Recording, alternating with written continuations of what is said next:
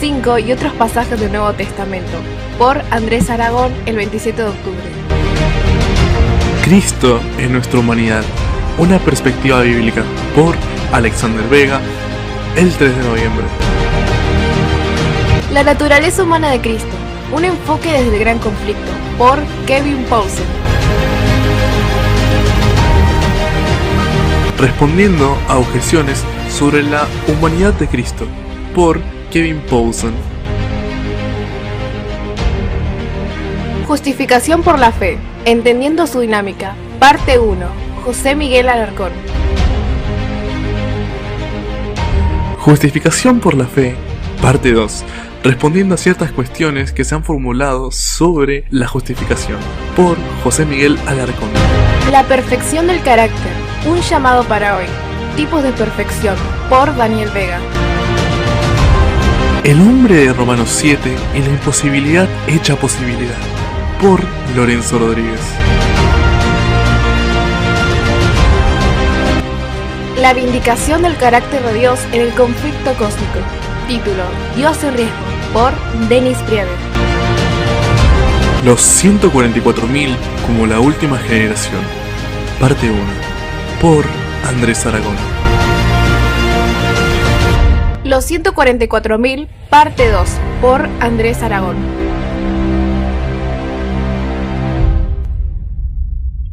El derramamiento de la lluvia tardía en el pueblo de Dios, por Raúl Herrera Rasmussen. La consumación del misterio de Dios, por Dokshin Sivadinovic. El santuario y sus enseñanzas en el camino de la perfección cristiana, lecciones en sus muebles, por Eric Ramírez. Viviendo sin un mediador, por Eric Ramírez.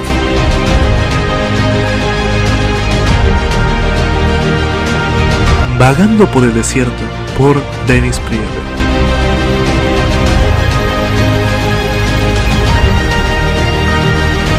Sesión de preguntas y respuestas con todos los expositores.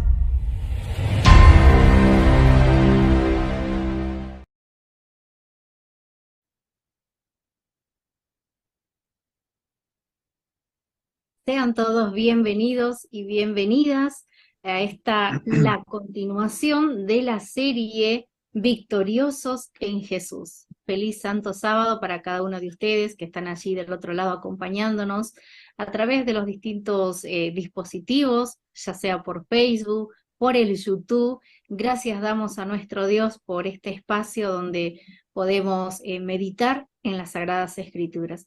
Y hoy con un tema muy, pero muy interesante. Quien les saluda es su amiga Fanny, y en esta noche vamos a continuar con la tercera parte, ¿sí?, de esta serie, con un tema muy importante, como por ejemplo muchos de seguro que tenemos esa concepción ya desde que somos desde casa de cuna, nuestros padres o en la iglesia también, ¿por qué no? Se nos enseñaron algo que, ¿será que yo vengo arrastrando todos esos pecados de mis padres? Y por eso soy así. ¿Será que muchas veces escuchaste hablar sobre este asunto que es muy importante para que todos nosotros lo analicemos en esta noche? No se muevan, por favor, quédense ahí, porque el expositor Andrés Aragón, directamente en vivo y en directo desde Colombia, nos está acompañando para poder dar inicio con este espacio. Pero antes, sí, agradecemos a todos los que están en YouTube, sean todos bienvenidos, feliz sábado. Estamos a través del canal Anunciando la Verdad en YouTube y por supuesto también a través del Facebook. Esta serie, ¿sí?, a través de Trayecto Adventista, quien lo promueve a través de las distintas páginas, quienes nos dan la oportunidad para poder compartirlo con estos temas que son muy interesantes y en muchas ocasiones creo que también son medios controversiales, pero la palabra de Dios es una sola y es la que en esta noche la vamos a descubrir por la guía del Santo Espíritu de nuestro Creador. Saludamos a Andrés Aragón. Sí, buenas noches Andrés, ¿cómo estás? ¿Cómo te fue durante la semana? Buenas noches, hermana Fanny, bendiciones para usted y para cada uno de los presentes. Esta semana fue bastante agitada, pues debido a las ocupaciones que ejerzo, pero también por complicaciones de salud, pero aquí estamos, con la ayuda de Dios y con el poder del Espíritu Santo, presto para presentar la palabra de nuestro Dios. Amén. Así es que gracias Andrés y gracias a nuestros amigos quienes están allí del otro lado acompañándonos ya, esperando, por ahí dice, esta noche estamos esperando con la continuación de la serie. Y para poder dar inicio a este espacio, lo vamos a hacer, ¿sí? Pidiendo la guía de nuestro Creador a través de la oración. Oremos. Querido Dios, santificado y glorificado es tu nombre. Muchas gracias, Señor, porque permites que llegue las horas del Santo Sábado, Señor, a nuestras vidas. Gracias también porque nos das la oportunidad para poder compartir en esta noche, Señor, con con el tercer tema, Señor, que en esta noche se va a ir exponiendo, con un tema muy importante para cada uno de nosotros. Pedimos tu guía. Pedimos, Señor, que tu Santo Espíritu nos dé entendimiento y sabiduría para poder comprender lo que tú nos quieres enseñar a través de tu palabra. Acompáñanos con tu presencia. Rogamos tu bendición. Rogamos, Señor, que tu Santo Espíritu, Padre, pueda hablar a través de tu Hijo Andrés, que este tema que en esta noche se va a exponer sea un tema, Señor, para poder seguir edificándonos en nuestra vida espiritual. Lo rogamos. En el bendito nombre de Jesús oramos. Amén. Muy bien, hago una pequeña introducción. El tema pasado que se estuvo compartiendo, el pecado develado, ¿sí? Aprendimos que a través de la palabra de Dios, en el libro de 1 de Juan 3:4, dice que todo aquel que comete pecado es transgresión de la ley. La acción que cada uno de nosotros podemos tomar esas decisiones, ¿sí? Cuando tenemos que hacer el bien o el mal. Esa decisión que cada uno de nosotros estamos tomando en nuestras vidas es la acción. Entonces, la semana pasada, el viernes pasado, fue el tema del pecado develado. Y en esta noche vamos a continuar con un tema muy interesante. Vamos a dejar los micrófonos, ¿sí? Para Andrés Aragón. Y también, no se muevan, ustedes pueden ir haciendo sus preguntas de acuerdo al tema que se va a ir exponiendo en esta noche. Así es que, Andrés Aragón, los micrófonos son todos tuyos. Muchas gracias, hermana. Dios te bendiga. Muy bien. Tengan todos ustedes un cordial saludo en el nombre del Señor Jesús, deseándoles a cada uno de ustedes también un feliz Santo Sábado, pidiendo también que la paz de Cristo repose en sus corazones y que mi deseo para cada uno de ustedes es que en esta noche podamos salir edificados de la palabra de nuestro Dios. Es mi interés particular el presentar lo que dice el texto bíblico bajo un análisis bastante riguroso y que así todos nosotros podamos crecer en el conocimiento de Jesús, nuestro Salvador. Yo sé que ya hemos orado, yo sé de que ya hemos hablado con nuestro Dios, pero pues yo acostumbro, antes de abrir la palabra de Dios, el tener una oración corta pidiendo la dirección del Espíritu. Así que allí donde estamos, vamos a inclinar el rostro, vamos a hablar una vez más con nuestro Padre Celestial. Bendito Dios, en este momento nos acercamos a ti rogando, Padre, permiso para abrir tu palabra, oh Dios. No queremos llegar a interpretaciones humanas. Queremos rogar que sea el Espíritu Santo quien nos lleve a toda la verdad y que asimismo haya disposición en nuestros corazones de recibirla, Padre. Permite, Señor, que tu poder se manifieste en esta noche y que cada uno de los presentes pueda ser henchido de ese magno poder que es en Cristo Jesús. Perdona todos nuestros pecados y regálanos la certeza de tu compañía, pues la pedimos en el dulce nombre de Jesús. Amén. Muy bien. Quiero empezar haciendo una declaración bastante controversial. Y quiero que por favor escuche atentamente lo que le voy a decir. Este servidor, y me atrevo a decir que todos los presentes, creemos en el pecado original. ¿Cómo así, hermano Andrés? Sí, el pecado original, valga la redundancia, no se originó con Adán y Eva. El pecado original se originó en el cielo, según Ezequiel capítulo 28, versículo 12 en adelante. Ya más adelante los teólogos empezaron a denominar como pecado original al acto que cometió Adán y Eva. argumentando así de que el pecado es hereditario o que todos nosotros heredamos el pecado de Adán. Pero bíblicamente el pecado original fue el que cometió Lucifer en el cielo. Dejando esto en claro, quiero por favor abrir la palabra de Dios en el libro de los Salmos, el capítulo 51. Libro de los Salmos, el capítulo 51. Y quiero leer el versículo 5. Salmos capítulo 51 y el versículo 5. Dice la palabra de Dios. Salmos capítulo 51, versículo 5 dice: porque en maldad fui formado y en pecado me concibió mi madre. Este es uno de los versículos que la mayoría de los teólogos pertenecientes a la cristiandad utilizan para decir que el hombre hereda el pecado de Adán. Es decir, el hombre es responsable del pecado de Adán, lo que se conoce como pecado original, y por tanto el pecado no es solamente una acción, sino que es un estado innato de la humanidad. Por lo menos ese es el argumento que ellos presentan basados en este texto. Sin embargo, cuando nosotros analizamos el pasaje de manera detenida y utilizando las herramientas que nos brinda la exégesis, podemos darnos cuenta que en realidad esa es una conclusión subjetiva y que nada tiene que ver con lo que quiso exponer el salmista.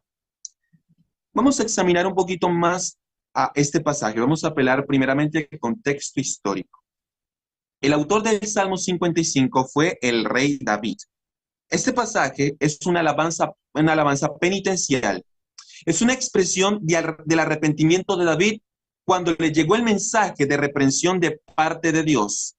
Y lo escribió, valga la redundancia, junto con el Salmo 32, en acto de arrepentimiento después de pecar con Betsabé.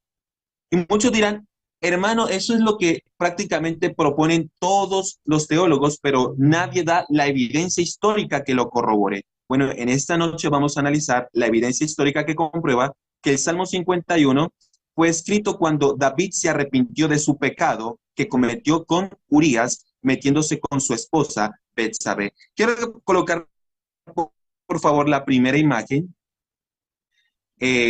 Así que, hermana Fanny, ¿me puedes colocar la primera imagen, por favor? Sí, ahí vamos.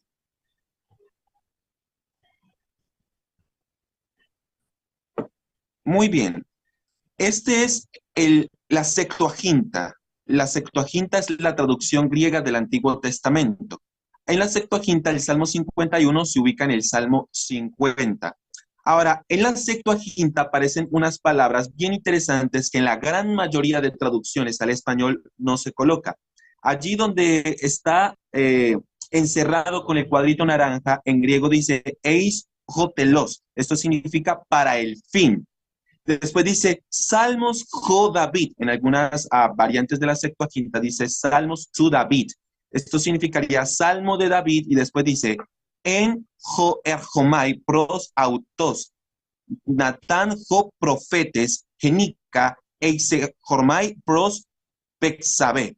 Esto significa más o menos Salmo de David que escribió básicamente cuando llegó el profeta, cuando después del profeta, Natán, dice allí, cuando se llegó a Betsabé. Eso es lo que dice básicamente el texto griego. ¿Puedes colocarme la imagen siguiente para corroborar?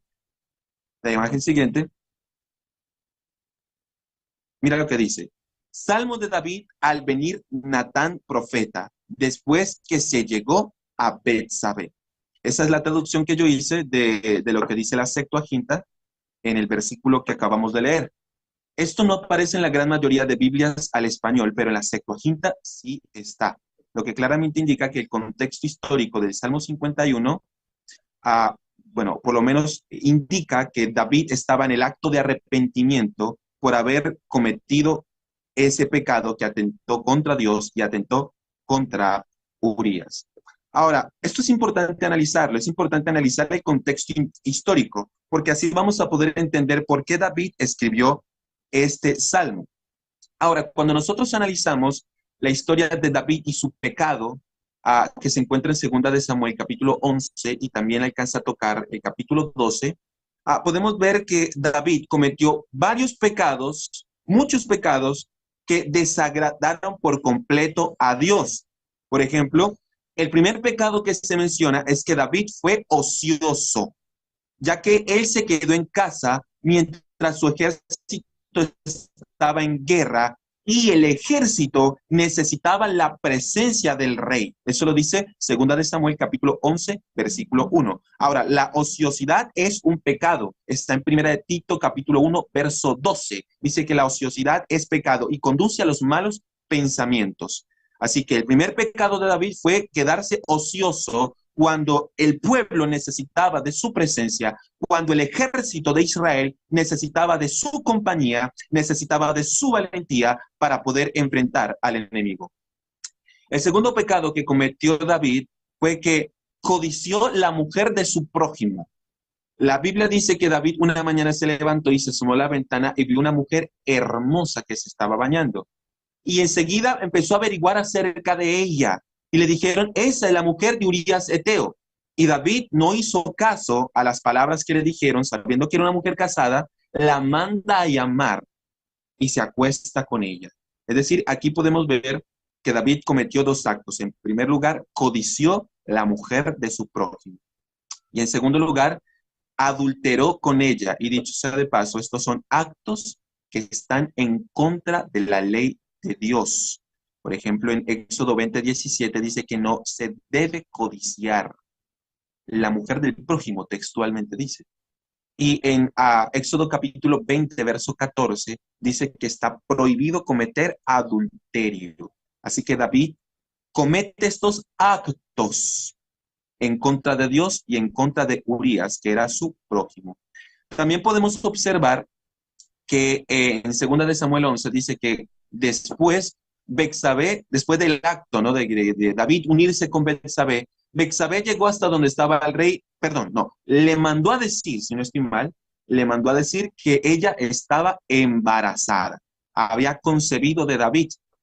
Y David, en su intento desesperado de ocultar su pecado, intenta engañar a Urías. Es decir, otro acto perverso.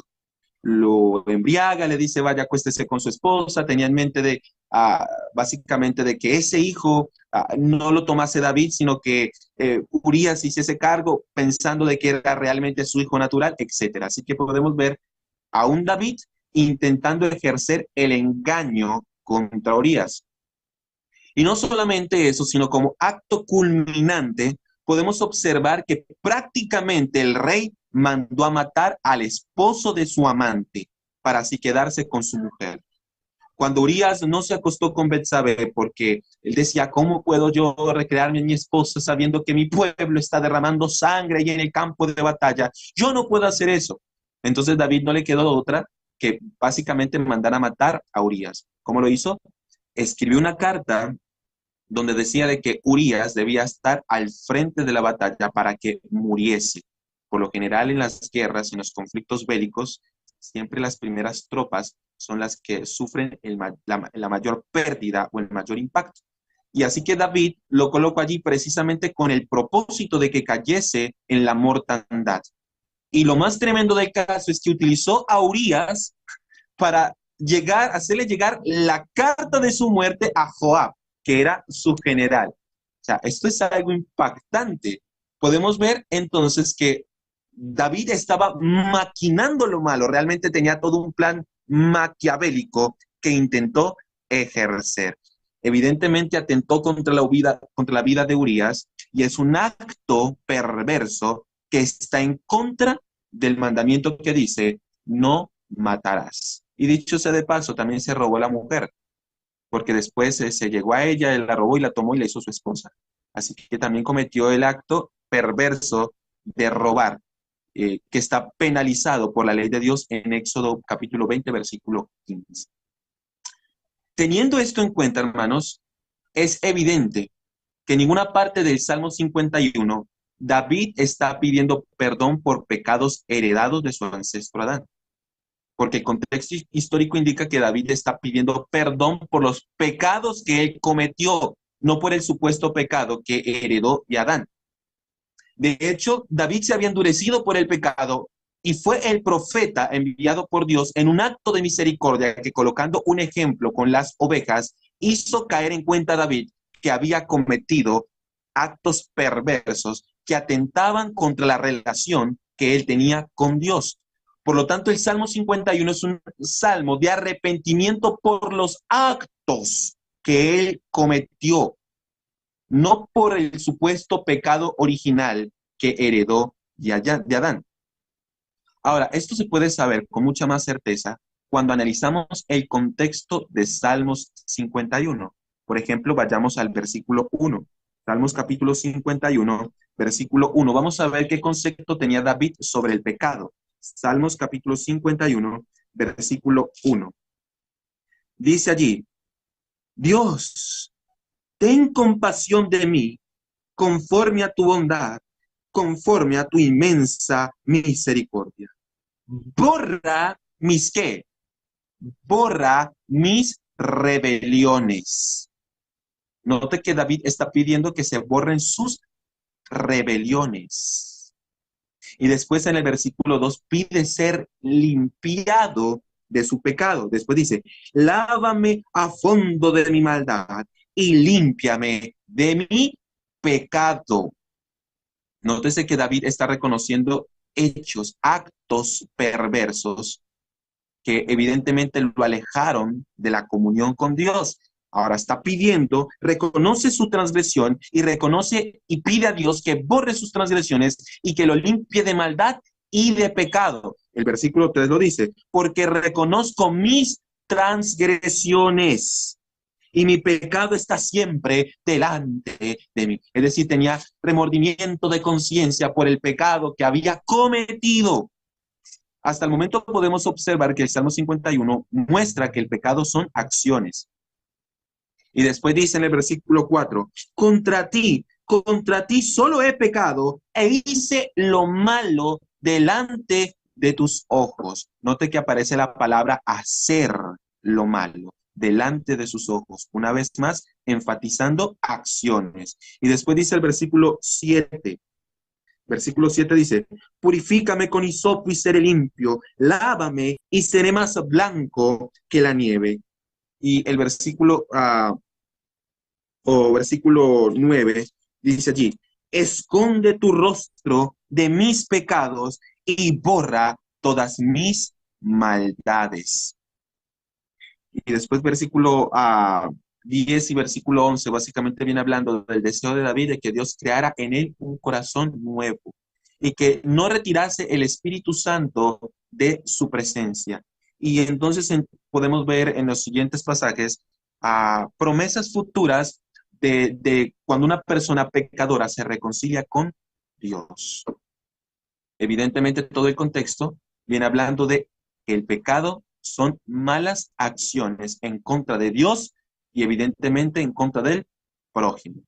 En esa misma línea, en el versículo 5, él declaró: he aquí en maldad he sido formado y en pecado me concibió mi madre. Y vuelvo y repito, de este pasaje toman, de este único pasaje en todo el Salmo 51 toman para argumentar el dogma del pecado original. Sin embargo, David no estaba diciendo que desde que nació ya era un ocioso, un codicioso, un mentiroso, un asesino, que son precisamente los pecados por los cuales se está pidiendo perdón en el contexto histórico de Salmo 51. Él no está diciendo: yo nací asesino, yo nací ocioso, yo nací ladrón, codicioso. No, eso no está diciendo David. Ni tampoco culpa a su madre por su maldad para así justificarse. No. David, que era un varón conforme al corazón de Dios, eso lo dice a Hechos 13:22, y si no estoy mal, creo que también lo dice Primera de Samuel, capítulo 13, versículo 14. David, que era un varón conforme al corazón de Dios, simplemente estaba expresando su arrepentimiento y su gran necesidad de la misericordia de Dios. Por otro lado, aquí vamos a analizar ahora el versículo 5.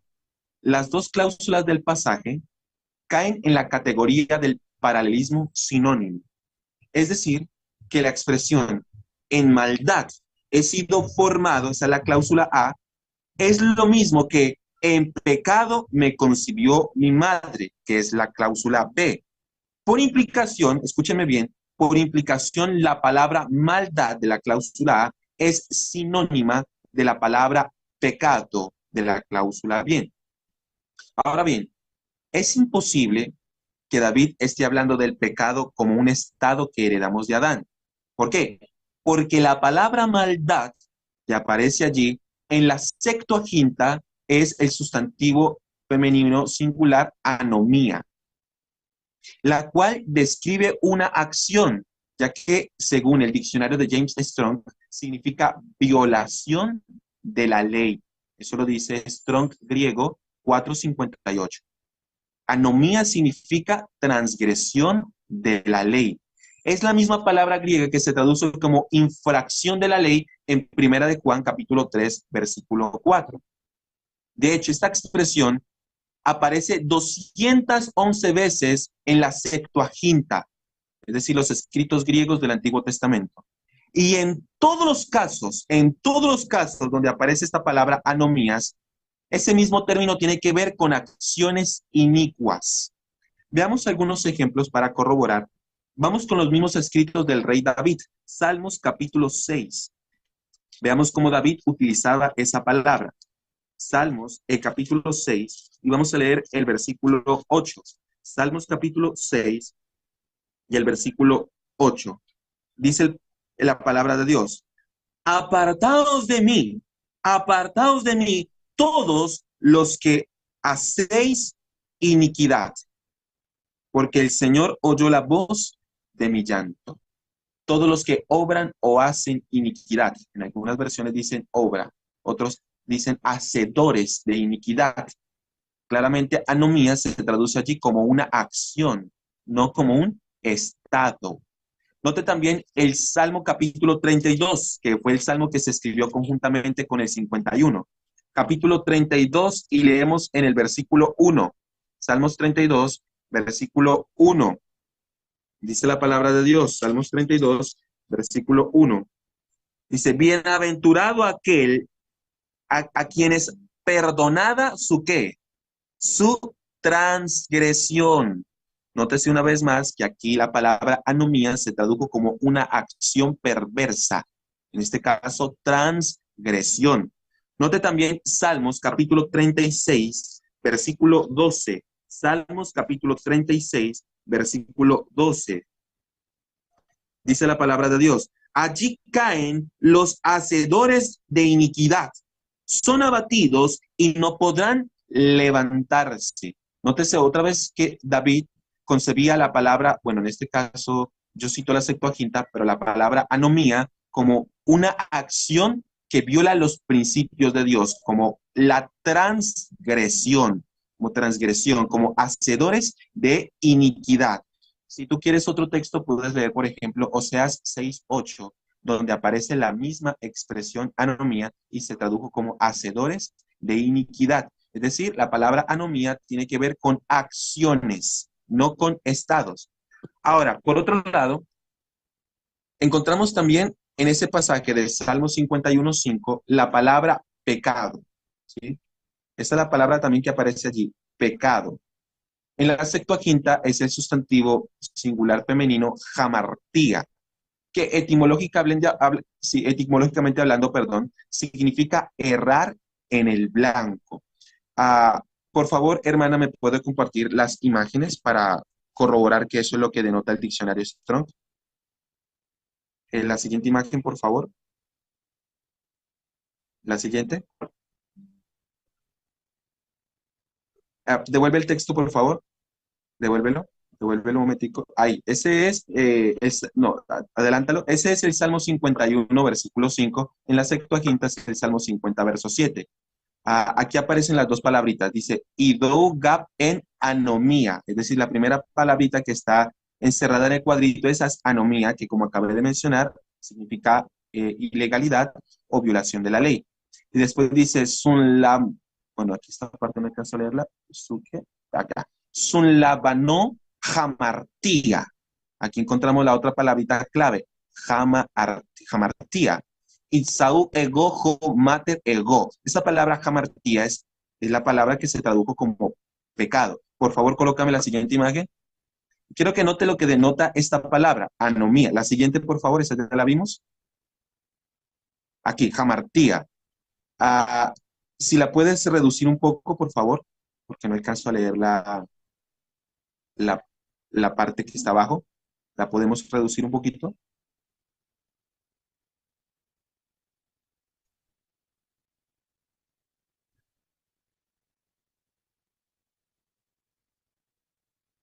Ok, permíteme, yo no alcanzo a leer la imagen, qué pena. Básicamente significa pecar, ¿sí? Eso significa pecar. Eh, puede significar pecaminosidad, etcétera, pecar. Pero aquí hay una cosita bastante interesante. Allí dice DG264. ¿Qué significa esto? Que la raíz etimológica de la palabra hamartía se encuentra en la palabra cuyo número en el diccionario Strong es el G264. Veamos ese número a ver qué pasa. Siguiente imagen, hermana. Aquí está. Dice, jamartano, es decir, la palabra jamartía, etimológicamente hablando, proviene de jamartano, su raíz etimológica. Y después nos dice que, bueno, nos dice que la base es el griego 33.3, etcétera, pero nos dice que propiamente su significado es errar en el blanco. Eso es lo que significa la palabra jamartano, errar, equivocarse, equivocarse y así no participar del premio, etcétera. Es decir, aún la misma palabra jamartía, que aparece en Salmos 51.5, tiene que ver con acciones, se tradujo como pecado, y el pecado etimológicamente hablando es básicamente errar en el blanco. Describe también una acción. Así que las mismas palabras que aparecen en el Salmo que utilizan para sustentar la idea del pecado original, refuta por completo esa idea. Porque está mostrando que el pecado es una acción, no un estado. ¿Estamos claros hasta allí? Muy bien. ¿Qué indica esto? Indica claramente que David veía el pecado como una acción, no como un estado innato en el ser humano. Y hay algo que me parece muy interesante, y es que en el contexto de Salmo 51.5, el mismo David, utilizando el paralelismo sinónimo, reconoce que somos pecadores no por herencia, sino por decisión al incurrir en transgresión. Quiero leer el Salmo 51, versículo 13. Salmo 51, versículo 13. Dice allí, entonces enseñaré a los transgresores tu camino y los pecadores se convertirán a ti. ¿Quiénes son los transgresores? Los que cometen ¿qué? Pecado. Por lo que es claro que el pecado no es un estado, sino una acción. El pecado es la transgresión de la ley de Dios, como lo dice Primera de Juan, capítulo 3, versículo 4. Ahora, después de analizar un poquito esto, quiero analizar ahora el contexto, todo el contexto bíblico. Vamos a analizar el contexto bíblico. Ya vamos a volver a Salmo 51 con las expresiones en análisis. Vamos a analizar el contexto bíblico para saber qué nos dice acerca del pecado. En primer lugar, la escritura es muy clara al enseñar que nadie puede violar la ley de Dios sin conocimiento de la misma. Eso lo dice Romanos capítulo 7, versículo 7 y versículo 8. Pero quiero leer Romanos 4:15. Romanos 4:15 dice, porque la ley produce ira. Y después dice, pero donde no hay ley, tampoco hay ¿qué? Transgresión. Si tú quieres, puedes leer en tu casa Romanos capítulo 7, versículos 7 y 8 para que notes que viene hablando de lo mismo. Sin ley no hay transgresión. Eso es lo que está diciendo el apóstol Pablo. Por implicación, escúcheme bien, un bebé, aunque nace con tendencia al mal, no es pecador, ya que en sus primeros tiempos no sabe discernir lo bueno de lo malo. Ahora, para que esto quede claro, voy a leer dos textos bíblicos donde comprueba que los bebés no saben discernir lo bueno de lo malo. Yo sé que es algo obvio, pero parece ser que los que proponen el pecado original no conocen esto. Vamos a leer, por ejemplo, Isaías 7:14. Aquí encontramos una profecía mesiánica. Bueno, en realidad es una profecía que tiene un cumplimiento con el rey, con el rey Ezequías, pero en su antitipo se cumple en Cristo, según el Nuevo Testamento en Mateo 1, 18, 23. Note lo que dice Isaías capítulo 7, versículo 14. Dice allí: por tanto, el Señor mismo os dará una señal. La Virgen concebirá y dará a luz un hijo y se llamará Emanuel. Emanuel, ¿qué significa Dios con nosotros? Versículo 15. Comerá requesón y miel hasta que sepa desechar lo malo y elegir lo bueno. Pregunta: ¿un bebé nace conociendo lo malo y lo bueno? La respuesta es no. Tiene que aprenderlo.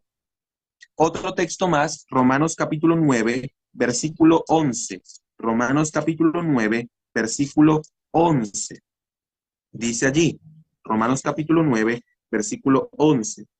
Sin embargo, antes de haber nacido y antes de haber obrado ni bien ni mal para que se mantuviera el propósito de Dios por la libre elección del que llama y no por las obras. Nótese una vez más que los bebés no hacen ni bien ni mal, no conocen lo bueno ni lo malo.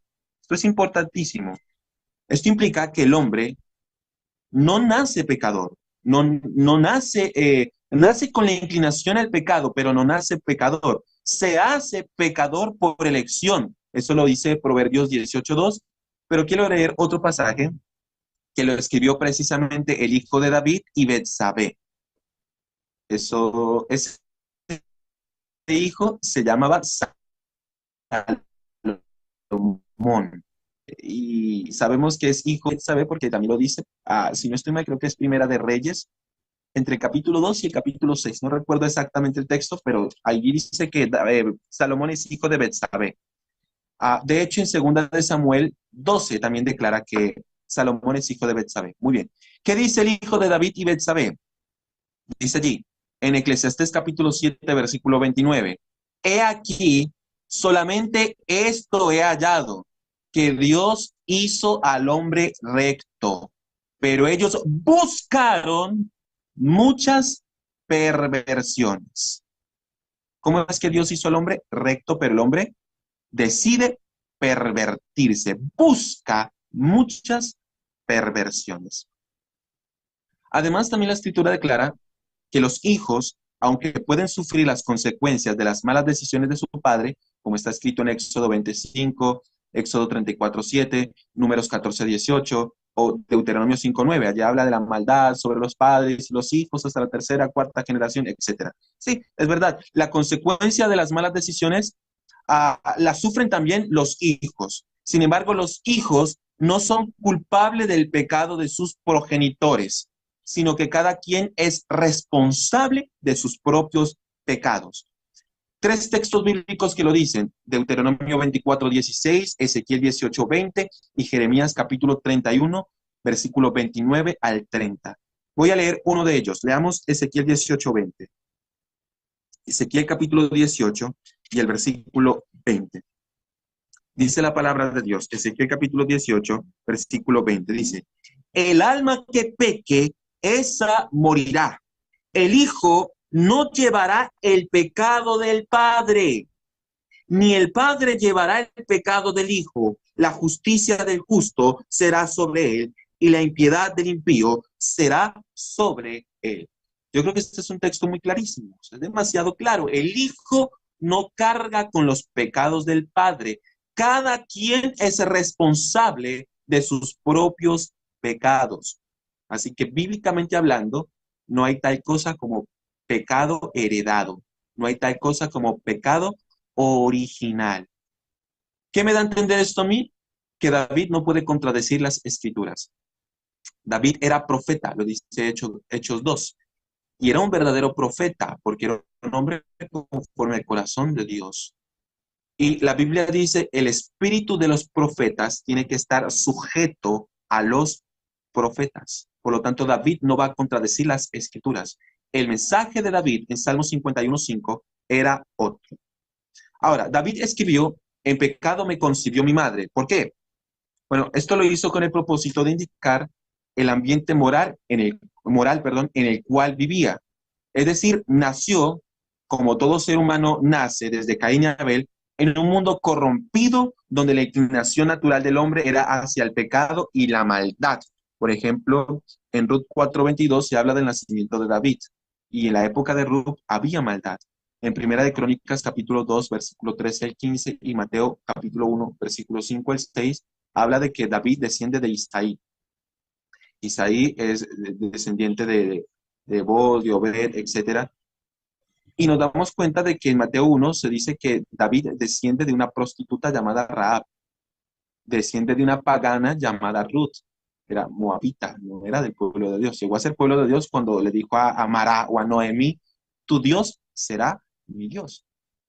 Es decir, David nace en un mundo lleno de pecado, en un mundo donde la inclinación natural del hombre es hacia la transgresión y hacia la maldad. Eso es lo que significa, en pecado me ha concebido mi madre.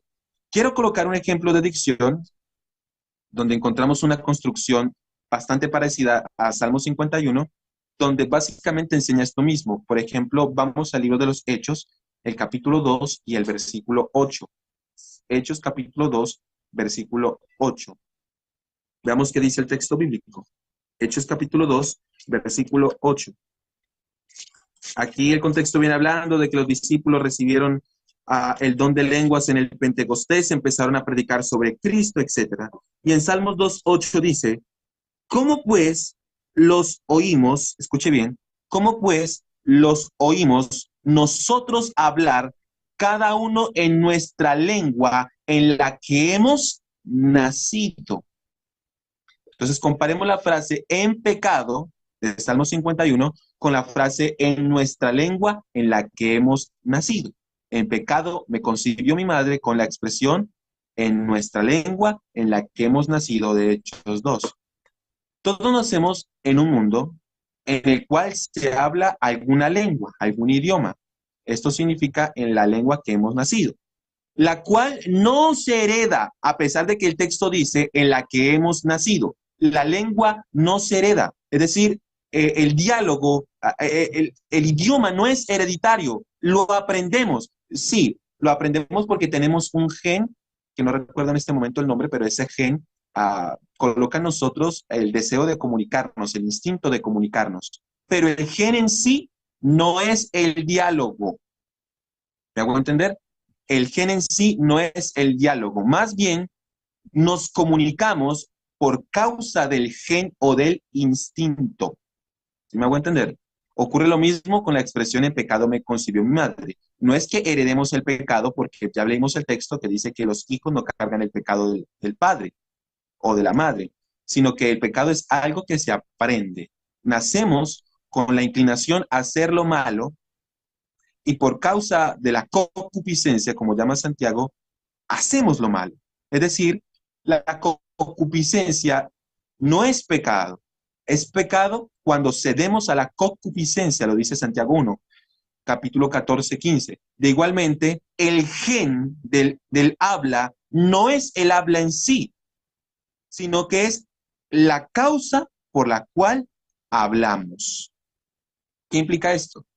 Esto implica que David, en el pasaje en análisis, básicamente quería expresar que todos los hombres nacemos con la inclinación al pecado y a la maldad, lo dice Salmo 58:3. Y evidentemente él no era la excepción, porque la Biblia dice en Eclesiastés que no hay hombre que haga el bien y nunca peque. ¿Sí?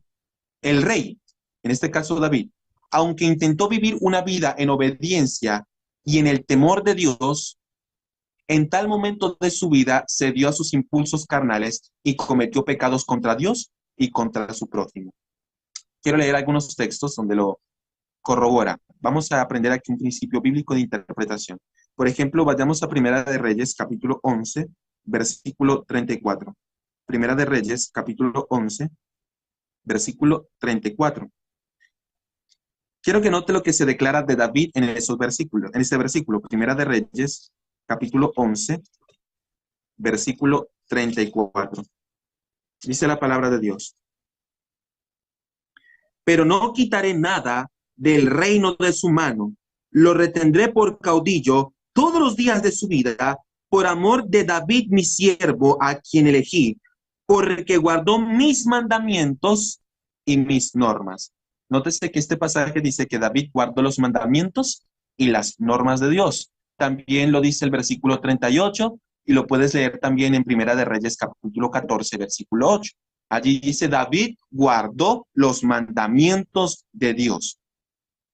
Cuando nosotros leemos esas declaraciones, automáticamente surge la pregunta: ¿cómo es posible que la Biblia diga que David guardó los mandamientos de Dios cuando, pues, evidentemente pecó al meterse con la mujer de Urías? Bueno, la Biblia también dice que David guardó los mandamientos de Dios con la excepción del pecado de Urías. Primera de Reyes, capítulo 15, versículo 5. Primera de Reyes, capítulo 15, versículo 5.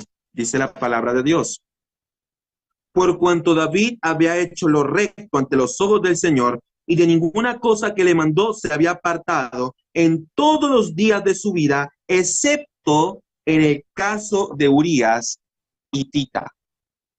Entonces, cuando una persona se queda solamente con el pasaje de Primera de Reyes, capítulo 11, versículo 34, podría decir: David nunca pecó porque el texto dice que guardó los mandamientos. ¿Sí?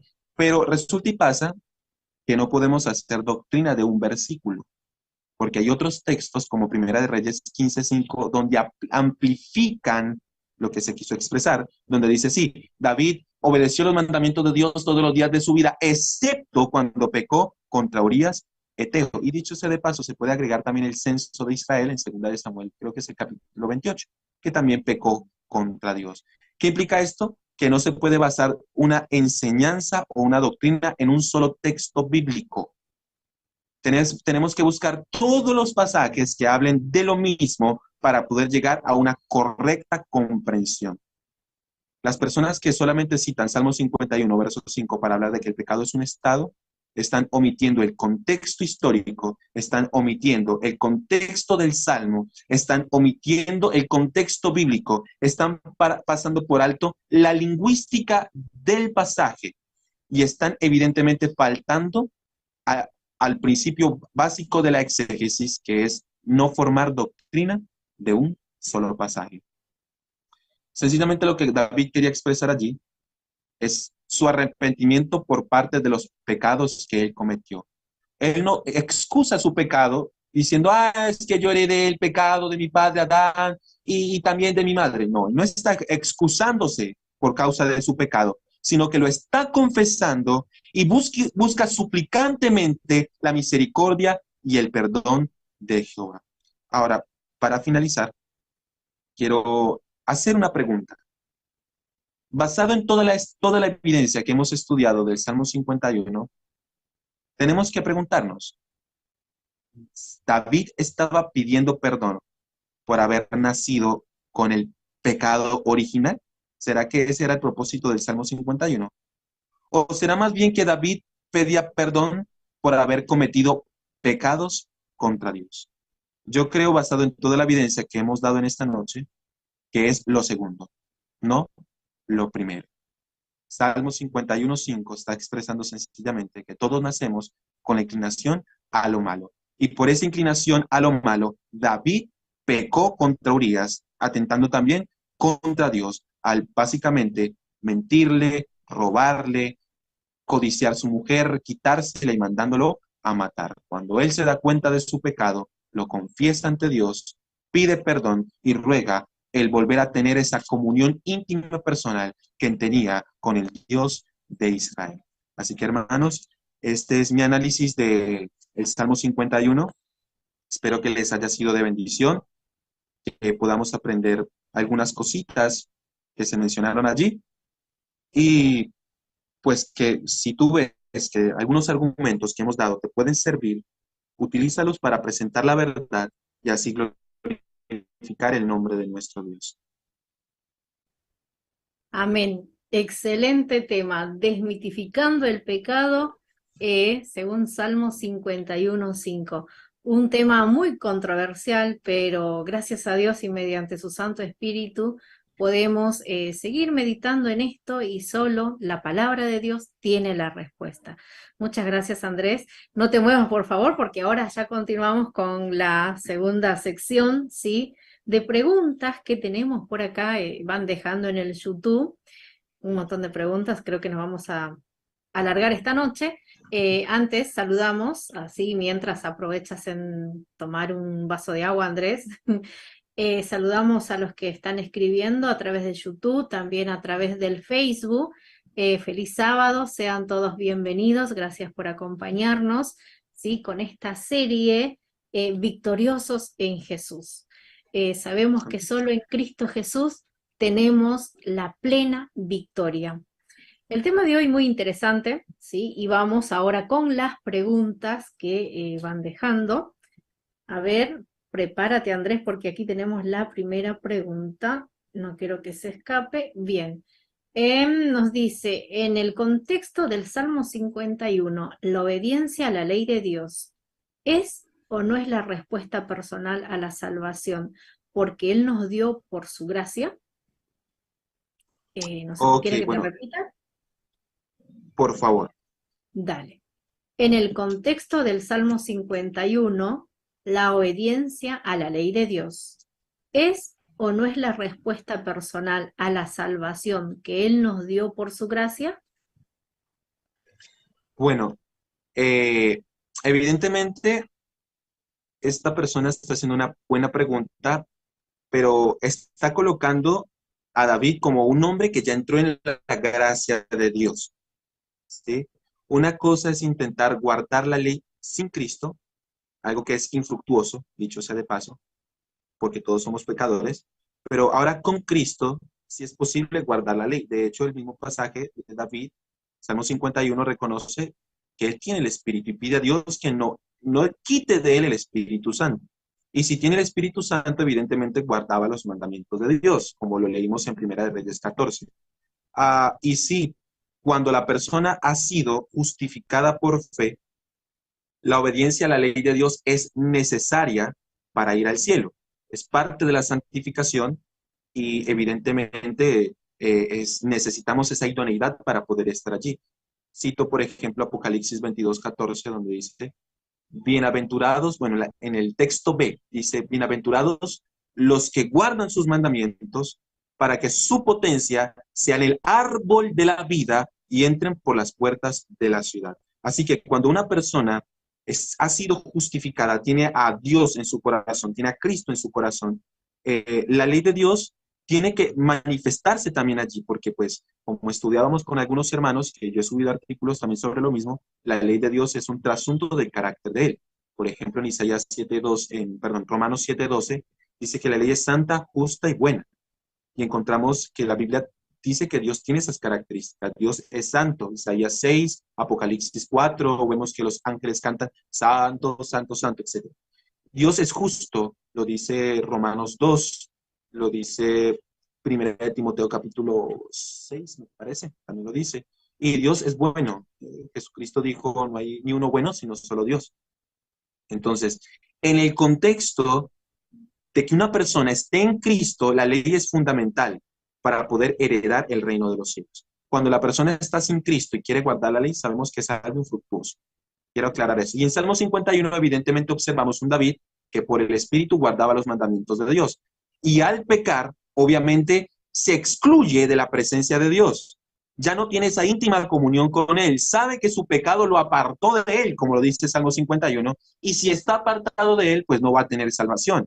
Porque Jesús dijo en Juan 15, apartados de mí, nada podéis hacer. Por eso ahora Él quiere reconciliarse.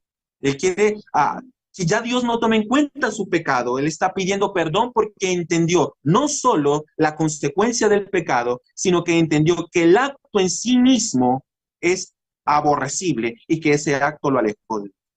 Espero que esto haya respondido la pregunta. Amén. La verdad que la respuesta fue tan clara, esperemos que por ahí también haya despejado las dudas de la persona que nos hacía la pregunta. Hermoso. La verdad que la clave es Jesús. La clave para toda nuestra, nuestra forma de vivir, quizás la relación que tenemos con Dios hoy en día no esté tan cerca, ¿no?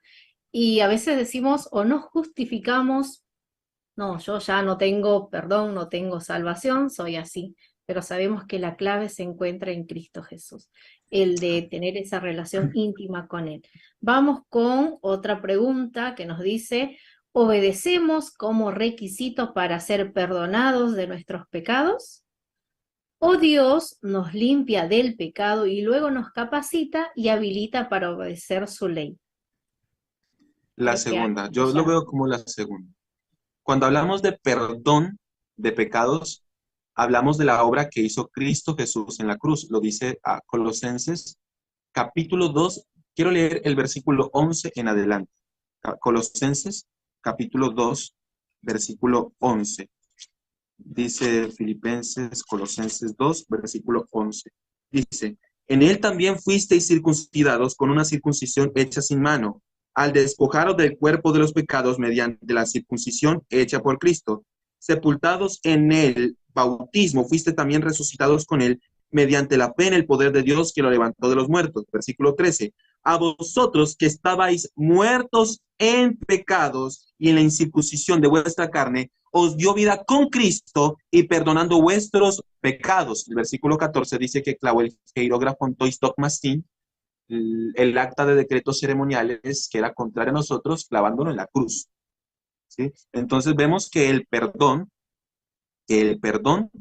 se consigue en la cruz. Ahora, el pecador que reconoce que necesita el perdón de Dios tiene que acercarse a Jesús para recibir los méritos de él.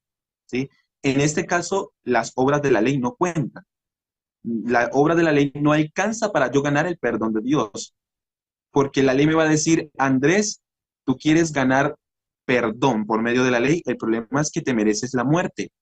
Tú pecaste y la paga del pecado es la muerte. ¿Qué perdón puedes tener? Ninguno.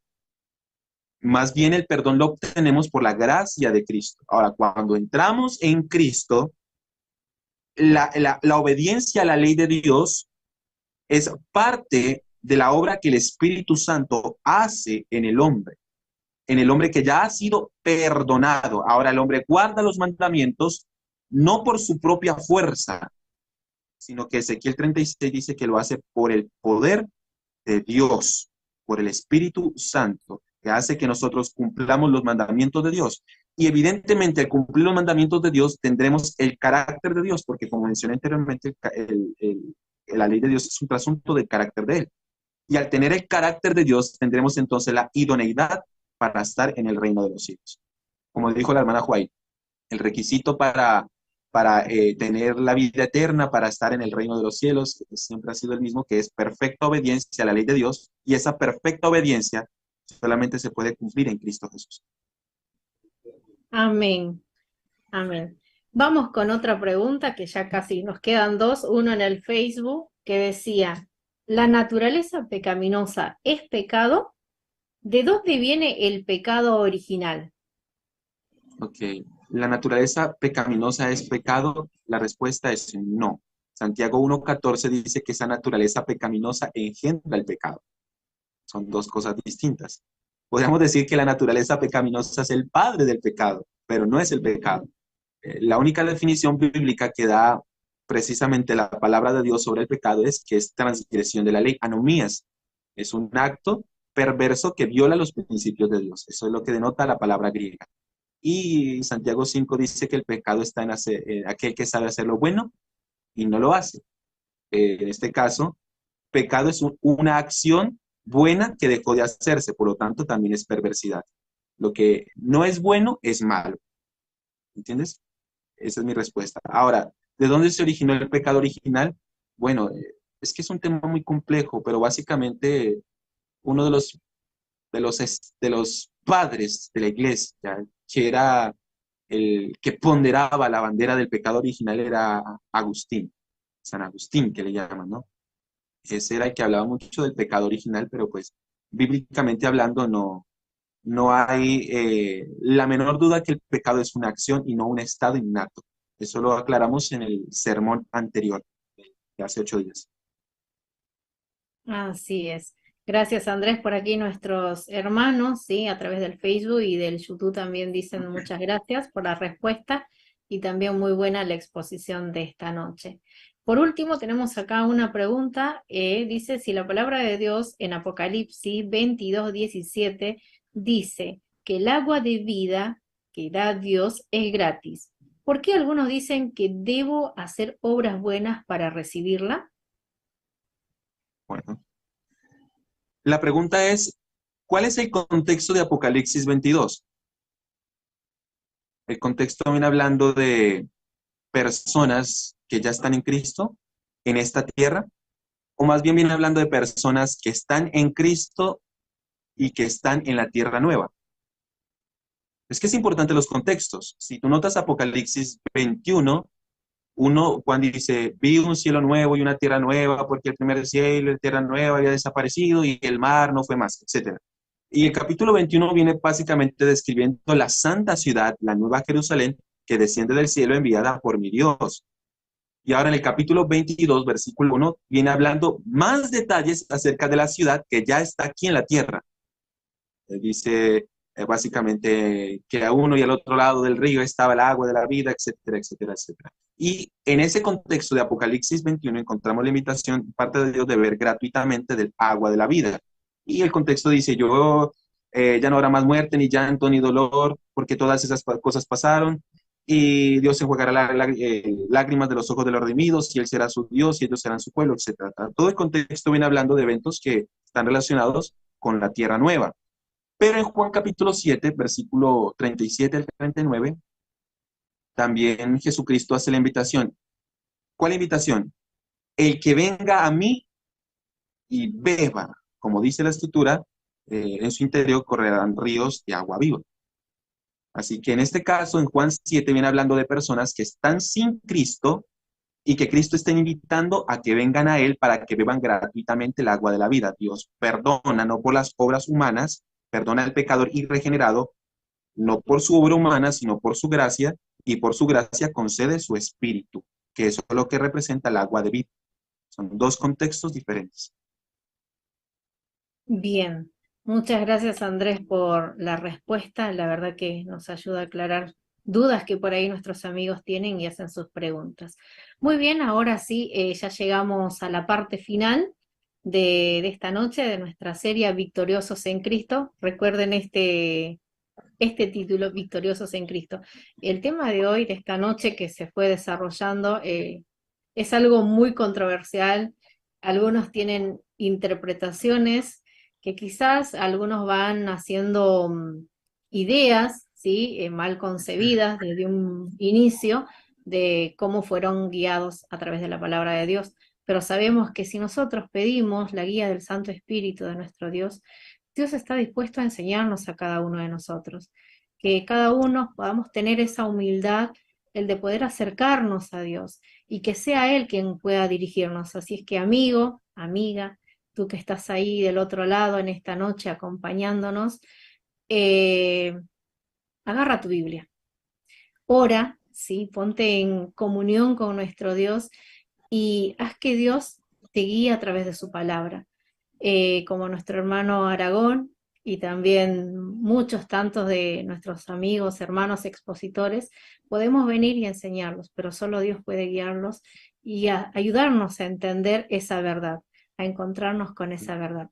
Así es que ahora sí vamos a terminar. Mi hermano Andrés, algunas palabras de despedida, algo que cada uno de nosotros nos motive a seguir meditando en la palabra de Dios. Tus palabras, por favor.